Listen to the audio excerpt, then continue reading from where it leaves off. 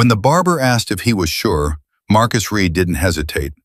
"All of it," he said calmly. "I need a fresh start." The dreadlocks had taken him 8 years to grow. They were thick, heavy, distinctive.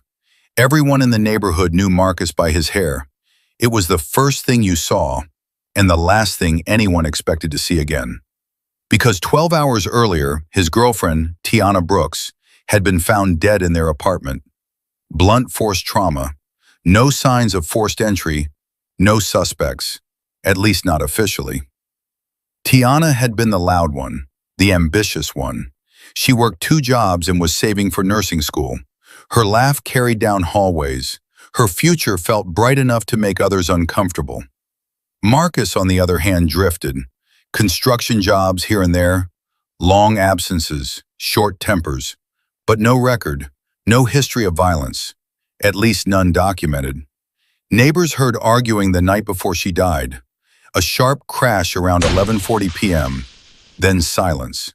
The kind of silence that swallows everything. At 7:15 a.m., Marcus called 911. His voice was strained but controlled.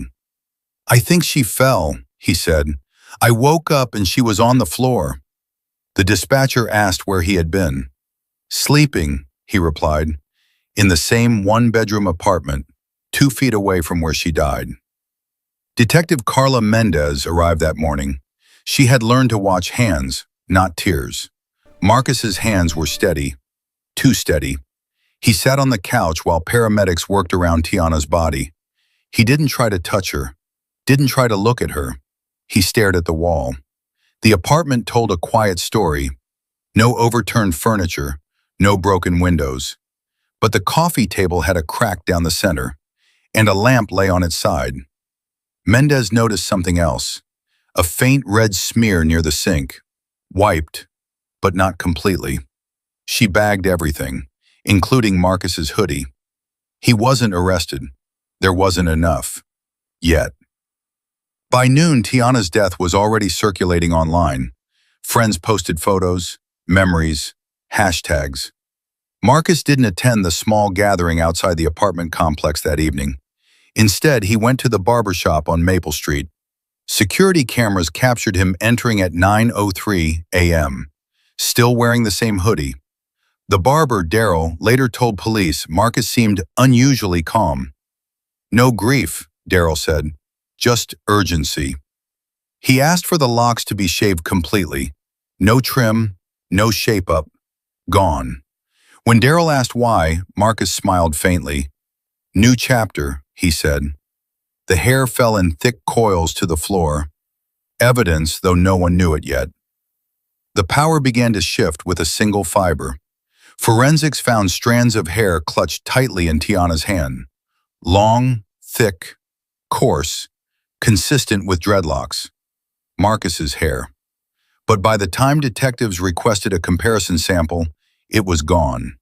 Shaved, discarded, burned, according to Daryl. Mendez didn't believe in coincidence. People don't erase themselves after tragedy, they preserve, unless they're trying to disappear. Marcus began posting motivational quotes 2 days later. Growth requires shedding the past. Sometimes you have to cut off what's holding you back. The posts were subtle, but unsettling. Friends of Tiana noticed. One commented, "She was holding you back?" The comment was deleted within minutes. Detective Mendez pulled phone records. The final outgoing call from Tiana's phone wasn't to 911. It was to her sister. At 11:37 p.m., the call lasted 9 seconds. Voicemail captured only one thing, a sharp exhale, and a voice in the background, Marcus's voice. "You think I won't?" The line cut off. Marcus maintained his innocence publicly. He attended the memorial wearing a fitted cap, head bare beneath it. When Tiana's mother collapsed during the service, he didn't move, didn't offer comfort, didn't approach the casket. He stood at the back, watching, waiting, as if calculating. The medical examiner's report came in 3 days later. Cause of death, repeated blunt force trauma. Not a fall, not an accident, homicide. The timeline narrowed. Marcus was the only one home, but he had scrubbed the apartment, deleted text threads, shaved identifying features. On the surface, it was meticulous, but meticulous people make one fatal mistake. They overcorrect. The breakthrough came from the storm drain behind the barber shop. City maintenance crews clearing debris found something unusual tangled in the grate. Thick coils of hair, dreadlocks, dozens of them. The storm had pushed them into a corner, preserved. Detective Mendez bagged them carefully. DNA confirmed what they already knew. The same hair found in Tiana's hand. The same hair Marcus had tried to erase. The power shifted completely. Marcus wasn't just grieving, he was cleansing. But cleansing implies guilt, and guilt leaves residue. They arrested him quietly. No drama, no resistance. He asked only one question as they cuffed him. Did the barber talk? Mendez didn't answer. In interrogation, he repeated the same story. She fell. She was clumsy. She hit the table. Mendez placed photos in front of him. The cracked coffee table, the blood smear, the hair in her hand. Then she placed one more photo down. The storm drain, filled with dreadlocks. Marcus's composure fractured for the first time. You went digging, he muttered. No, Mendez said evenly. You went hiding. Silence.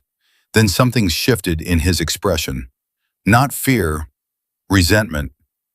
She was going to leave, he snapped suddenly. There it was. The motive. She thought she was better than me. Nursing school, new friends, always talking about moving out. His jaw tightened. I built that apartment.